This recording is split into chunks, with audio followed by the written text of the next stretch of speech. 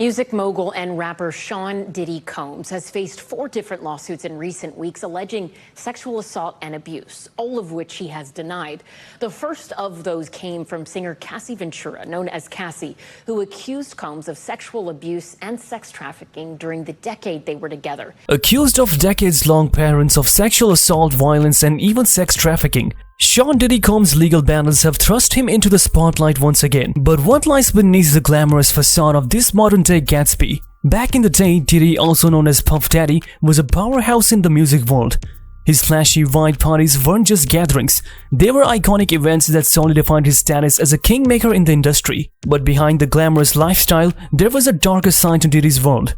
Violence, rumors, and legal battles followed him, yet none seemed to slow his rise. Born in Harlem in 1969 to Janice and Melvin Earl Combs, Diddy's early life was marked by adversity. His father, described as a hustler and a drug dealer, was tragically murdered when Diddy was just a toddler. Raised by his hardworking mother, who held down 3 jobs to support him and his sister, Diddy learned the value of resilience and hustle from a young age. An incident at age 9 when he was robbed and his mother urged him to reclaim what was his left a lasting impression. It inspired him in a sense of toughness and self-resilience, shaping his outlook on life. Despite the challenges, Diddy found his passion in music. His journey began with humble beginnings, a job in the mailroom at Motown Records. But it wasn't long before his talent and ambition caught the eye of industry insiders. By age 19, Diddy was already making waves, dancing in music videos and soaking up knowledge in the industry. His big break came when he joined Uptown Records and later launched his own label, Bad Boy Entertainment. Bad Boy's impact on the music scene was huge, blending R&B and hip-hop in a way that revolutionized the industry. Hits like Flavor in Your Ear and Notorious Big's Ready to Die propelled Diddy to the forefront of the music world. But Diddy's ambitions extended beyond music. He ventured into fashion with his Sean John brand, became a pioneer in celebrity endorsements with Ciroc Vodka, and joined in various other ventures, cementing his status as a businessman. Despite his success, Diddy's journey hasn't been without controversy. In 1991, tragedy struck when a fundraiser he helped organize for AIDS education resulted in a stampede that left 9 dead and many injured. Diddy faced lawsuits and eventually settled with victims and their families for millions. The East Coast-West Coast hip-hop rivalry for the 90s placed Diddy in the midst of trouble. The deaths of Tupac Shakur and the Notorious Big, coupled with rumors linking Diddy to their murders, cast a shadow over his reputation. Despite his denials, speculations persisted. Fast forward to now, and the spotlight's harsh glare is on him again. 5 lawsuits have been filed, alleging decades of sexual assault, violent behavior, and even sex trafficking. And it doesn't stop there. His son Christian is also named in one of these lawsuits. Now what's interesting is that some of these lawsuits claim there's video evidence of the alleged misdeeds. Plus, a bunch of them were filed under the New York Adult Survivors Act, giving adult victims a 1-year window to take legal actions against their abusers, no matter how long ago it happened. That window slammed shut on November 24, 2023. Fast forward to Monday, and law enforcement's knocking on Diddy's doors. Why? Well, turns out he's the target of a federal investigation led by the Department of Homeland Security. They're digging into human trafficking allegations tied to the same stuff mentioned in those civil lawsuits. That's some serious business. Diddy's lawyer Aaron Dyer didn't hold back, calling the whole rape thing a gross overuse of military-level force. He's saying it's basically a witch hunt fueled by baseless accusations from those civil lawsuits. Dyer's standing firm, insisting Diddy's innocent and ready to fight tooth and nail to clear his name. Now let's look into one of those lawsuits. The Ventura vs. Combs showdown. Cassandra Ventura, aka Cassie, Diddy's ex, dropped a federal lawsuit claiming some heavy stuff. She accused Diddy of rape, abuse, and a list of other awful things. Diddy's team fired back, saying it's all lies and that Cassie was trying to extort a whopping $30 million from him. But hey, just a day after the lawsuit, both sides decided to bury their problems and settle things amicably. Diddy's camp made it clear settling doesn't mean admitting guilt. Next up, we've got the Dickerson Neal vs. Combs case. So Joy Dickerson Neal filed a lawsuit claiming some heavy allegations against Diddy, Bad Boy Entertainment, and Combs Enterprises LLC. She says back in 1991 when she was a student at Syracuse University and appeared in one of Diddy's music videos. He drugged and sexually assaulted her. On top of that, she alleges he filmed the assault and shared it around. What a nightmare.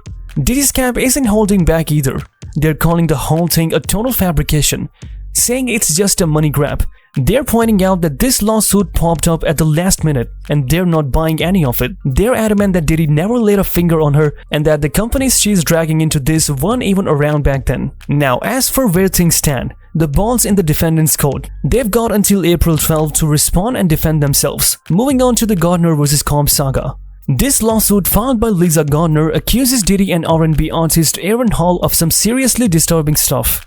Gardner claims that back in 1990, when she was just 16, Diddy and Hall got her drunk and then forced her into sexual acts. She says Diddy even assaulted her and choked her until she blacked out the next day. Can you believe it? Diddy didn't take these accusations lying down. He took to Instagram to deny everything, saying these are just sickening lies aimed at a quick payday. He's standing firm, swearing he's innocent and ready to fight to clear his name. As for Aaron Hall, he's been silent about the whole thing, no public statements yet. And as of now, the defendants haven't had to respond to the complaint just yet. We'll have to wait and see how this all plays out. Now let's unravel another layer of the legal saga with the Jane Doe vs. Combs case.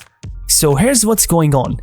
An anonymous woman going by the name Jane Doe dropped a federal lawsuit against Diddy, Harv Peer, and some others in the music industry. She claims back in 2003, when she was just 17, she was trafficked and brutally assaulted by Diddy, Peer, and another person. Diddy's not taking these accusations lightly.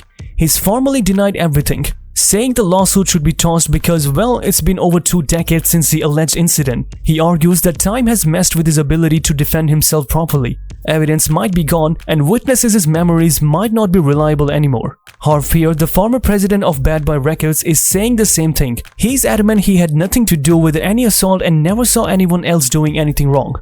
As for the companies named in the lawsuit, Daddy's House Recordings Inc. and Bad Boy Entertainment Holdings Inc., they're also trying to shake off the case, filing motions to get it dismissed. Right now, the defendants are still readying up to respond to the latest complaint from Jane Doe. Let's dig into more legal battles with the Lil Rod vs. Combs case. Alright, so Rodney Jones aka Lil Rod filed a federal lawsuit against Diddy and a bunch of others. He's claiming some serious stuff went down while he was working on Diddy's album Love in 2022 and 2023. He's accusing Diddy of racketeering, sexual assault, and even sex trafficking. Plus, he says he didn't get paid for his work as a music producer.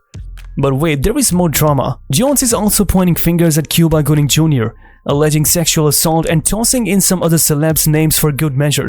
Now, Diddy's attorney, they're calling Jones's claims straight up lies. They're saying he's just trying to grab headlines with his wild accusations and that they've got solid proof to back up their denial. As for Cuba Gooding Jr., his attorney's been radio silent so far. Now, where does the case stand? Well, some of the defendants are trying to kick the case to the curb, and others haven't even responded yet. It's still early days in this legal showdown. Now, on to the Omar Cake vs. Christian and Sean Combs saga. Here's the story. Grace Omar Cake, who worked on a yacht leased by Diddy and his family, is pointing fingers at Sean Combs and his son Christian. She's accusing Christian of sexual assault and Sean of premises liability and basically aiding and assisting his son. According to Omar Cake, what was supposed to be a family-friendly yacht trip turned into a wild scene with suspected sex workers and celebs on board. She claims Christian pressured her into drinking tequila, which she suspects was spiked, and then assaulted her. Diddy's attorney isn't having any of it. They're calling the lawsuit a pack of lies and saying they'll shut it down.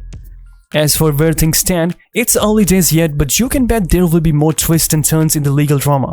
If you found this video helpful, don't forget to give it a thumbs up, subscribe to our channel for more content like this, and leave a comment down below with your thoughts. Thanks for watching.